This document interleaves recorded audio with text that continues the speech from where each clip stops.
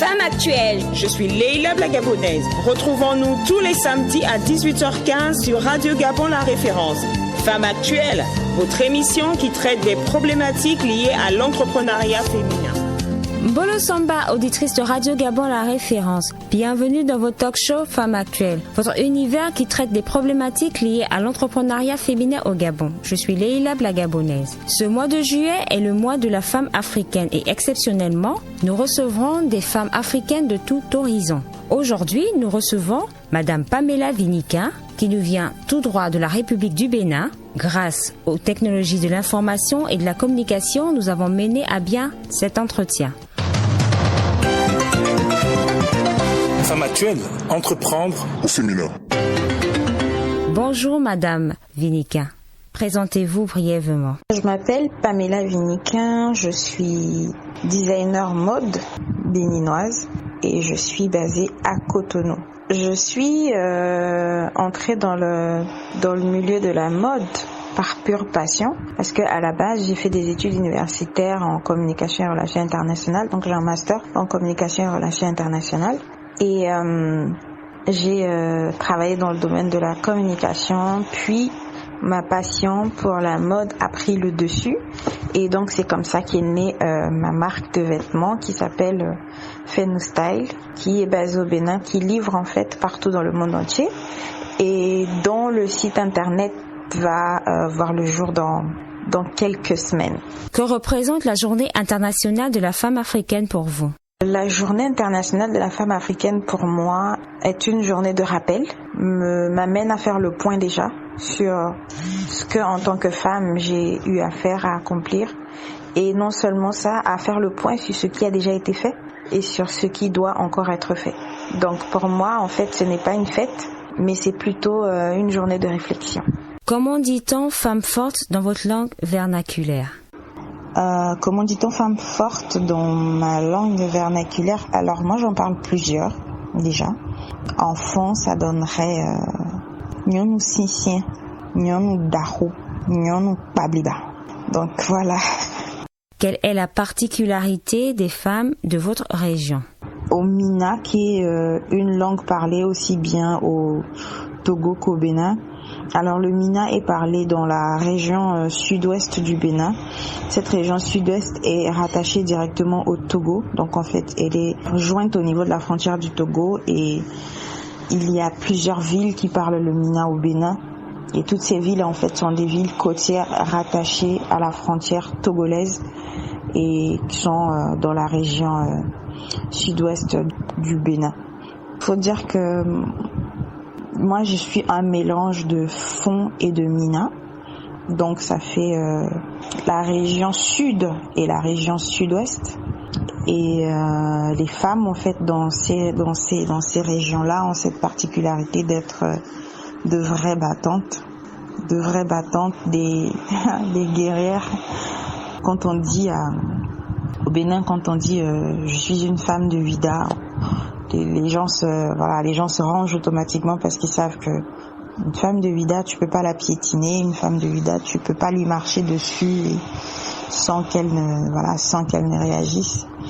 Quand on ajoute à ça le volet sud-ouest qui est Grand Popo, là on retrouve des femmes commerçantes, des femmes battantes, de femmes intellectuelles et de femmes entrepreneurs. Madame Vinika, au Bénin, les droits des femmes sont-ils respectés ? Alors les droits de la femme dans mon pays sont respectés, mais pas encore comme on le voudrait. Mais ce qu'il faut savoir, c'est que à la base, le Bénin fait partie des pays de l'Afrique de l'Ouest où la femme a toujours eu la première place dans la société. Parce que de base, même dans les couvents, ce sont les femmes qui sont mises en avant. Et aussi dans le commerce, nous connaissons bien l'histoire des nanabins et tout ça. Dans le commerce, les femmes ont toujours été mises en avant. Ce sont les femmes en fait qui sont battantes, c'est elles qui sont à la tête de beaucoup de choses. Et aujourd'hui, on se bat encore pour que la femme soit plus représentée, que ce soit au niveau du gouvernement ou encore dans d'autres institutions. Mais oui, les droits de la femme sont respectés. Le gouvernement a donné son approbation, donc en fait a approuvé les statuts de l'Institut national de la femme, qui aura pour mission justement de défendre les droits de la femme et de permettre à ce qu'il y ait une vraie avancée au niveau des droits de la femme. Et cet institut sera cette fois-ci rattaché à la présidence de la République, et l'institut aura pour mission d'œuvrer à la promotion de la femme, tant au plan politique, économique, social, juridique que culturel, et aussi bien dans les sphères publiques que privées. Donc cet institut sera aussi chargé de lutter contre toutes les formes de discrimination et de violence à l'égard de la femme. Et ça, c'est quelque chose de très très important à saluer aujourd'hui, en espérant que ce soit le cas en fait dans tous les autres pays d'Afrique, parce que les droits de la femme, c'est quelque chose de très important sur lesquels il faudrait vraiment se pencher.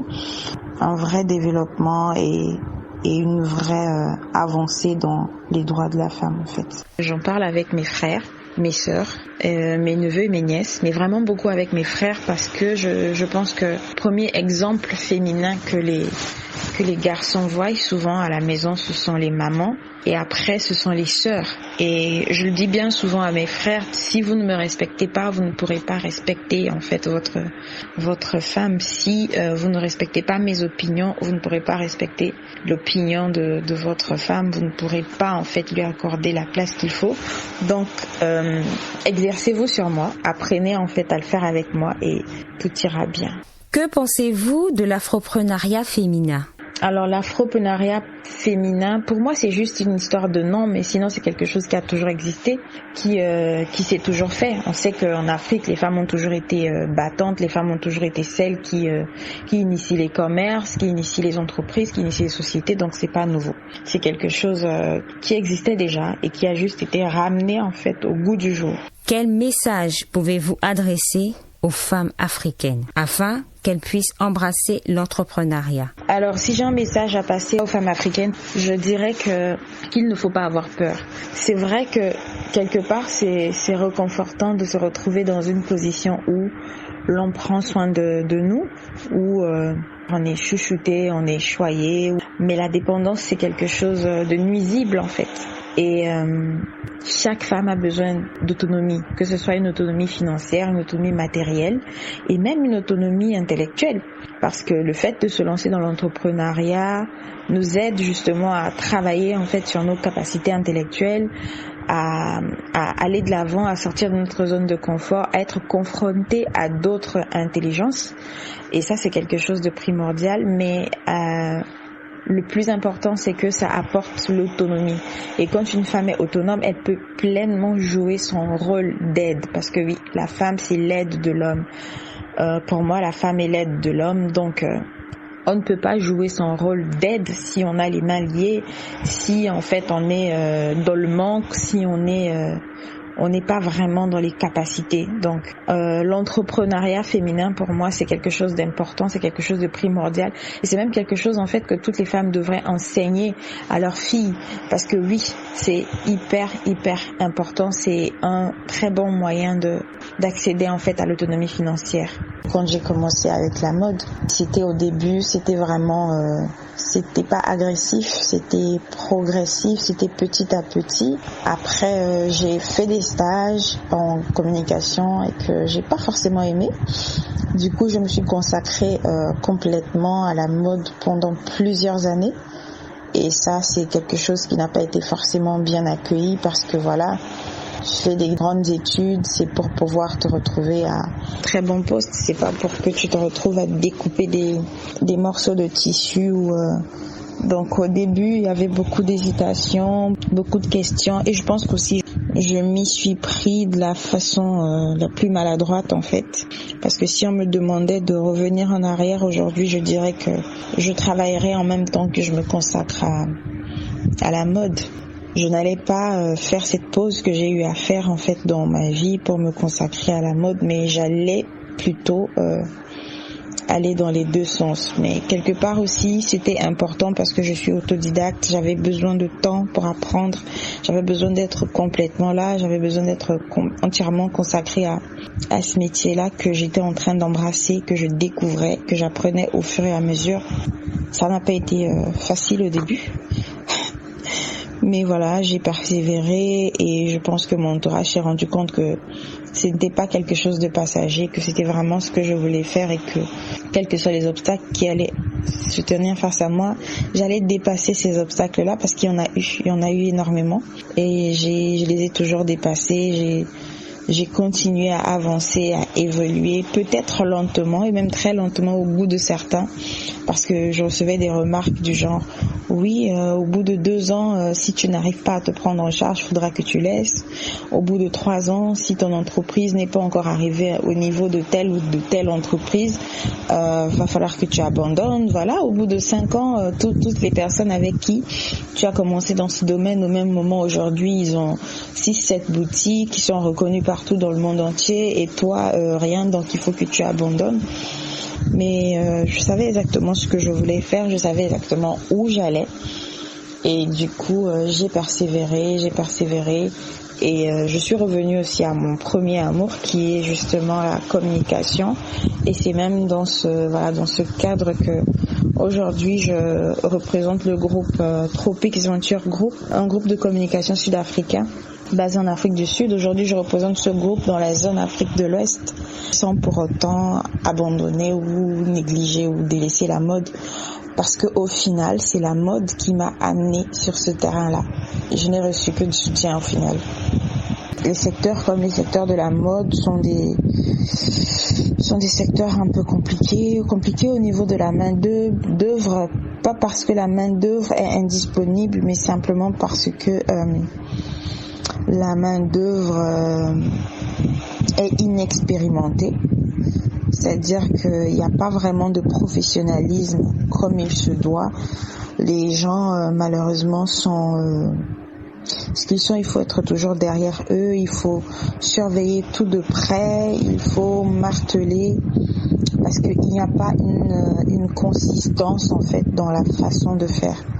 Il y a le savoir qui est là, mais c'est dans la praticabilité que c'est compliqué. Dans la praticabilité, ça prend un coup, c'est lent, c'est très lent parfois et c'est difficile.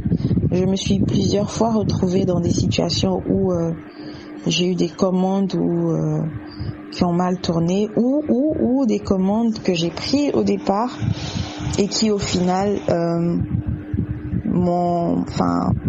ont eu des complications et je me suis retrouvée à dépenser 3 fois voire 4 fois le prix que j'ai encaissé pour cette commande, ce qui forcément a occasionné beaucoup de pertes. Mais comme on dit, c'est en apprenant qu'on devient meilleur, c'est en se forgeant qu'on devient meilleur. Et donc moi j'ai continué à apprendre, j'ai continué à travailler et je n'abandonne pas.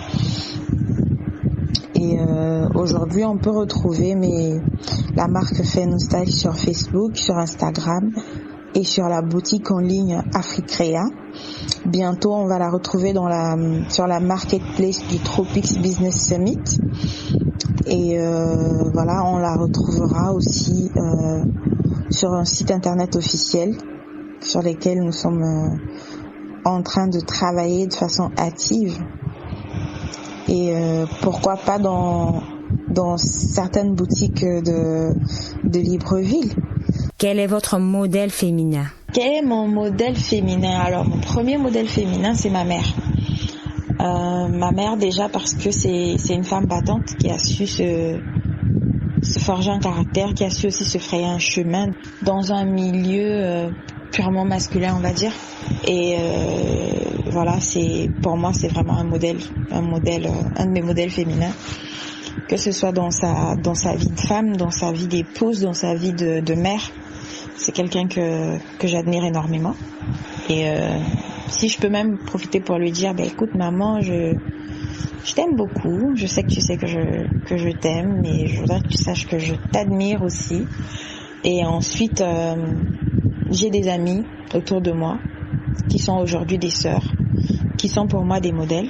Des modèles féminins, des gens qui ont impacté ma vie positivement, que ce soit dans l'entrepreneuriat ou dans ma démarche justement à la recherche de la réussite, à la recherche du développement. Ce sont des personnes avec qui je marche main dans la main et que je considère vraiment comme des modèles. Quelle est votre vision de l'Afrique? J'ai une vision de l'Afrique qui se réveille, j'ai une vision de l'Afrique qui gagne, j'ai une vision de l'Afrique qui est enfin en train de se lever, de faire le travail de l'intérieur.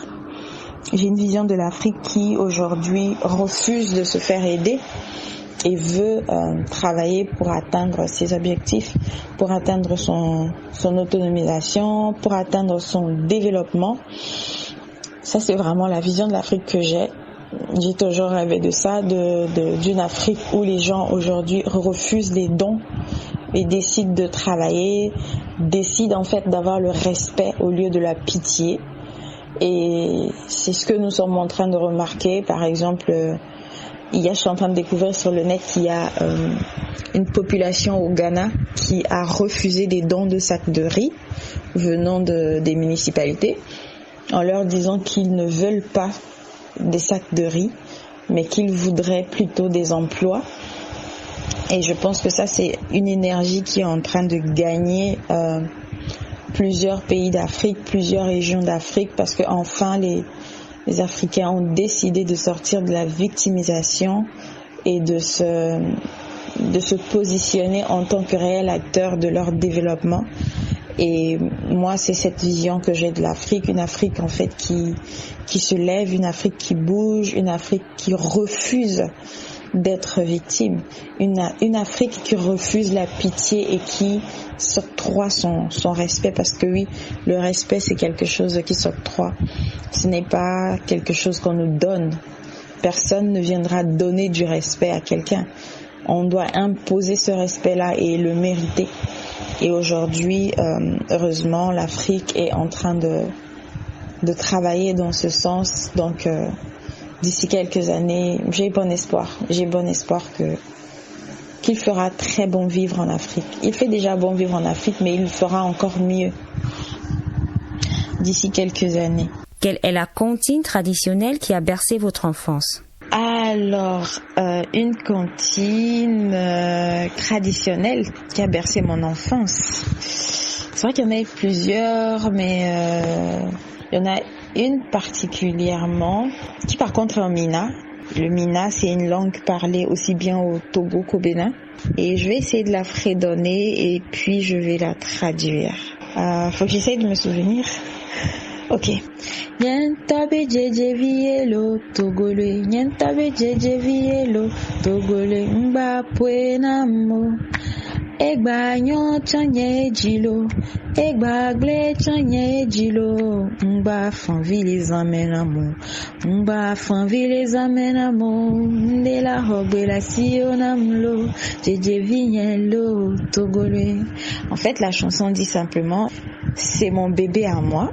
C'est mon bébé à moi, ne me la tapez pas ou ne me le tapez pas, ne le touchez pas, qu'il soit bon, c'est mon enfant, c'est moi qui l'ai mis au monde, qu'il soit mauvais, c'est mon enfant et c'est moi qui l'ai mis au monde.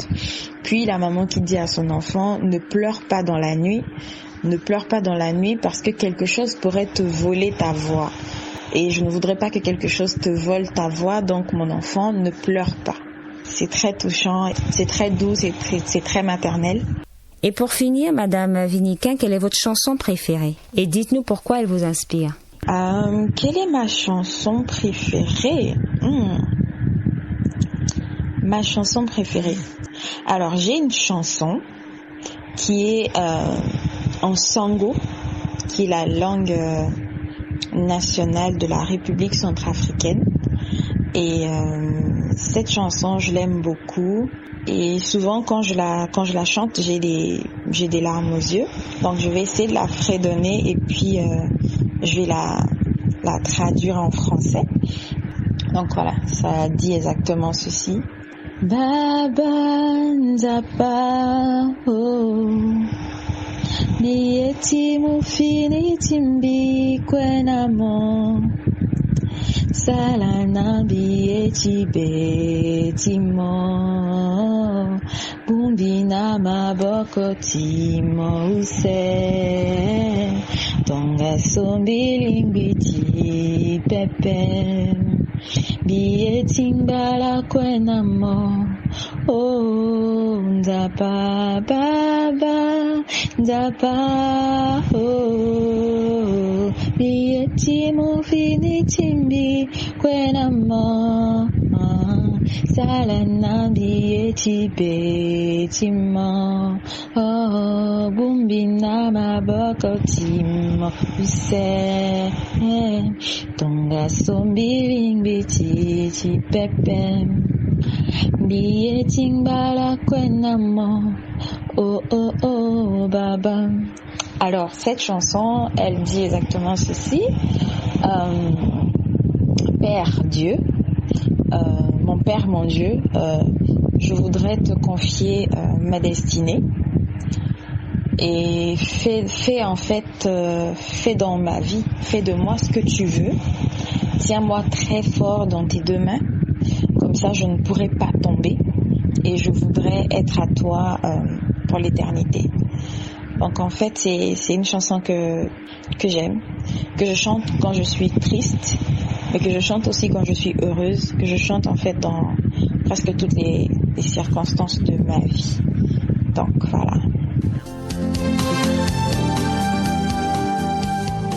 Très chers multipotentialistes, merci d'avoir écouté notre émission.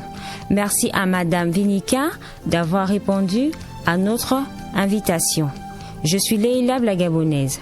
À la technique, Hans Ndong. Cette émission a été coordonnée par Moussa Ndiengi. Et quant à moi, je vous dis à la semaine prochaine.